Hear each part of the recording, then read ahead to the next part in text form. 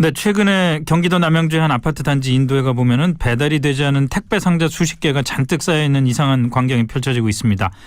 내막은 이렇습니다. 아파트 주민들이 단지 안으로 택배 차량 출입을 금지하는 조치를 내리니까 집집마다 택배를 따로따로 배달하기 어려워진 기사들이 상자를 단지 인도 안에다가 쌓아놓게 된 겁니다.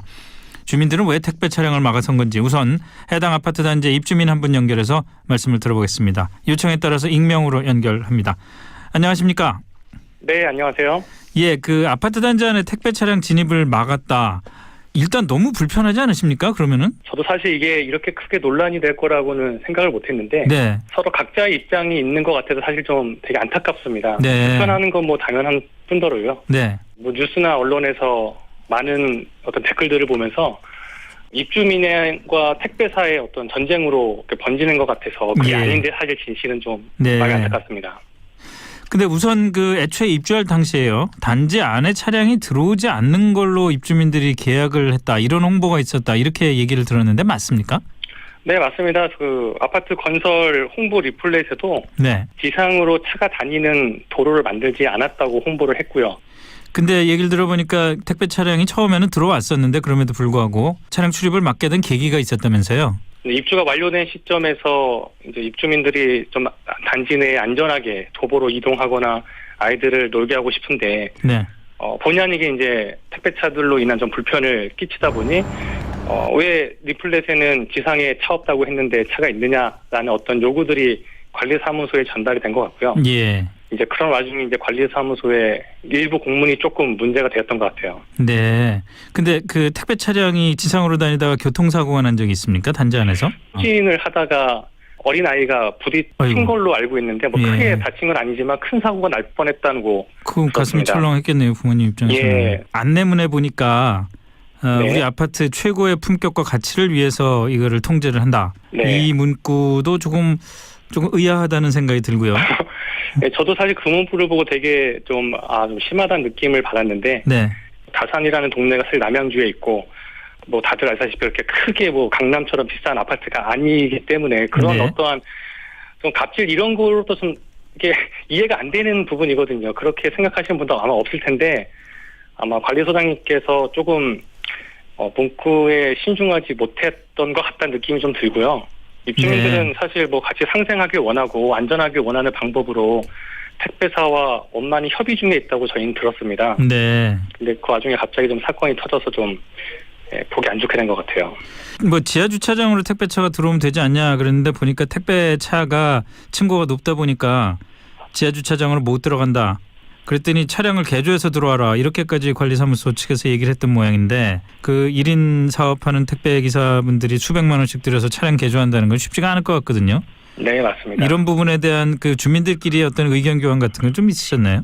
택배사 입장에서 뭐 개인 사업자니 당연히 개조 비용에 대한 부담이 있을 거고 네. 사실 처음부터 지하 주차장을 좀 깊게 파서 이런 문제가 안 생기면 더 좋았을 것 같긴 합니다만 네. 뭐 이제 와서 뭐 그럴 수는 없다고 판단하니 뭐 다양한 방법들이 논의되고 있더라고요. 실버 택배를 이용한다던가 뭐 무인 택배함을 증가하는 방법을 쓴다던가 아니면 아주 저속으로 뭐 다니게 하는 룰을 만든다던가 네. 여러 가지 룰이 나오고 있는데 아파트 입주민과 뭐 기업 간에 서로 상생하는 방법을 찾는 게 제일 좋을 것 같은데 어쨌든 간에 가장 중요한 건 입주민들의 안전이 우선시 되는 방법으로 그렇겠죠. 진행이 됐으면 하는 마음입니다. 알겠습니다. 지금 뭐 말씀하시는 거 들어보니까 이미 해법들이 그 안에 다 포함된 것 같아서 결국은 논란이 사실 좀 약간 저희도 당황스러운 게 충분히 네. 택배사하고 한 달 전부터 공문이 서로 오가면서 예. 좋은 방법을 찾자라는 이제 단지 협회 대표들이 이렇게 얘기가 된 걸로 알고 있는데 네. 뭐 갑자기 뜬금없이 각종 인터넷 커뮤니티에 이제 막 글들과 캡처된 것들이 오가면서 본의 아니게 조금 논란이 된 것 같은데 사실 뭐 이 방송을 청취하고 계시는 많은 분들께서 뭐 다산 이렇게 잘난 동네냐 뭐 입주민들 갑자기 너무한 거 아니냐 하시겠지만 저도 자기가 똑같은 서민들이고요. 네. 단체가 뭐 대출 안고 오신 분도 많고요. 절대로 뭐 갑질할 생각 같은 거 없이 서로가 안전한 거주 생활을 하기 위해서라고 생각하고요. 과정에서 조금 잡음이 좀 있었던 것 같은데요. 아마 잘 해결될 거라고 저희는 믿습니다. 알겠습니다. 뭐 이런 기회로 그 아파트 단지가 유명해지는 것도 또 나쁘지는 않은 것 같고 다만 좀 아까 말씀하신 데서 여러 가지 해법들이 있고 그에 원만하게 논의만 될 수 있다면은 충분히 출구를 찾을 수 있지 않겠나 생각이 듭니다. 오늘 말씀 고맙습니다.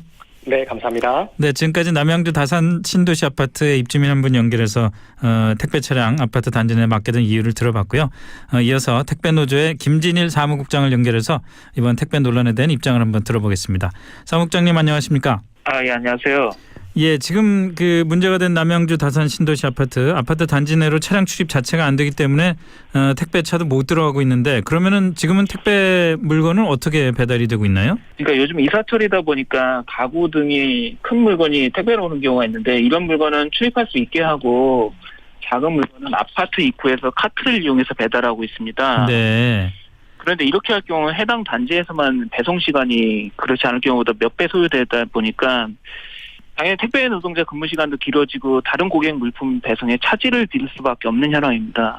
택배 배달이라는 게 사실 거의 초일기 수준으로 뛰어다니시는 걸로 알고 있는데 쉽지는 않겠네요. 예, 그렇습니다. 앞서서 입주민 입장을 말씀을 하셨는데 얘기를 들어보니까 애초에 입주하기 전부터 이 아파트는 지상에 차량이 안 다니는 아파트라는 걸 홍보를 했었고 그렇게 알고 입주를 하셨던 거고 또 그 와중에 또 가벼운 사고라고는 합니다만은 부모 입장에서는 깜짝 놀랄 아이가 후진하는 택배 차량에 부딪히는 그런 사고도 있었고 이러다 보니까 이제 입주민들 입장에서는 좀 불안감이 큰 것 같아요. 원만한 해결 방안을 찾을 수 있을 것 같다는 생각도 드는데 어떤 그 방안을 좀 마련하고 계시나요? 지금 일단 이 문제가 고객하고 택배 노동자들 사이에서 접점이 형성되고 있잖아요. 네. 전체 택배 시스템 속에서 개선해야 될 문제이기 때문에 저희가 1차적으로 요구하는 것은 이 문제에 대해서 택배 회사랑 그리고 택배 주무부처인 국토부에서 책임 있게 좀 문제 해결에 나서야 된다는 것이 저희들의 1차적인 요구입니다. 그 1차적인 요구에서 그 택배 시스템 자체 개선이라는 건 어떤 걸 말씀하시는 건가요? 예를 들어서 국토부가 할 수 있는 것들이 공용주택 편의시설 기준을 마련한다든지 지금 문제가 되는 게 이제 지하주차장의 높이잖아요. 네. 공용주차장, 지하주차장의 높이 기준을 마련한다든지 예. 분실 시에 택배회사가 책임지는 방향으로 택배 표준 약관을 정비하는 문제 등이 있을 거고요. 그러니까 배달하는 사람 개인이 아니라 회사가 책임지는 걸로요. 그렇죠. 그리고 최근에 이제 사고 같은 경우는 사실 이제 저희 택배 노동자들이 배송 시간이 엄청나게 짧거든요. 네.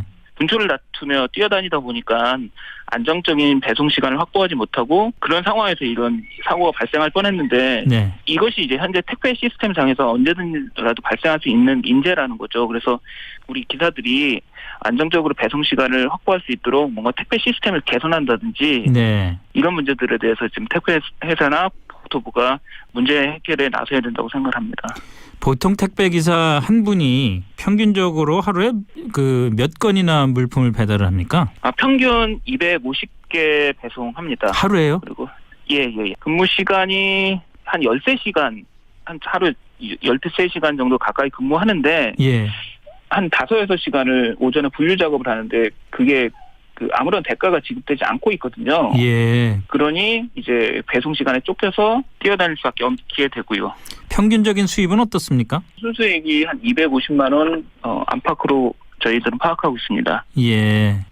현실적으로 지금 그 남양주의 그 다산 단지 같은 경우에 입구에서 차를 세우고 거기서 카트를 이용해서 배달을 하게 되면은 얼마나 시간 손해를 본다고 계산이 나옵니까? 그러니까 그렇게 될 경우 30분 정도의 배송을 할 곳이 2시간 반에서 3시간 정도. 그러면은 하루 그 전체 배달 물량에 큰 영향을 미치겠네요. 네, 상당한 영향을 미칠 수밖에 없죠. 네. 예. 알겠습니다. 근데 아무리 바빠도 예를 들어서 단지 내에서 서행을 한다든지 그 뒤로 후진을 할 때 조심해야 된다든지 이런 것들은 또 기본적으로 지켜야 될 부분인 것 같은데 이런 부분에 대해서 공감대를 만들어 나가지는 않습니까? 당연히 그것에 대해서는 공감을 하죠. 안전 문제에 대해서 우리 택배 노동자들도 공감을 하는데 실제 배송 현실에 맞닥뜨리다 보면은 이게 너무 이제 빨리빨리 해야 되다 보니까 예. 그런 걸 놓치기 쉬운 거죠. 알겠습니다. 이 배송의 현실이라는 것 자체가 워낙 열악하다 보니까 그 아파트 단지마다 이런 각자 주민들의 요구를 다 소화하기도 쉽지 않은 현실인 것 같고 지금 말씀하신 대로 좀 시스템의 변화 이런 게 좀 필요하지 않겠나 하는 생각이 드네요.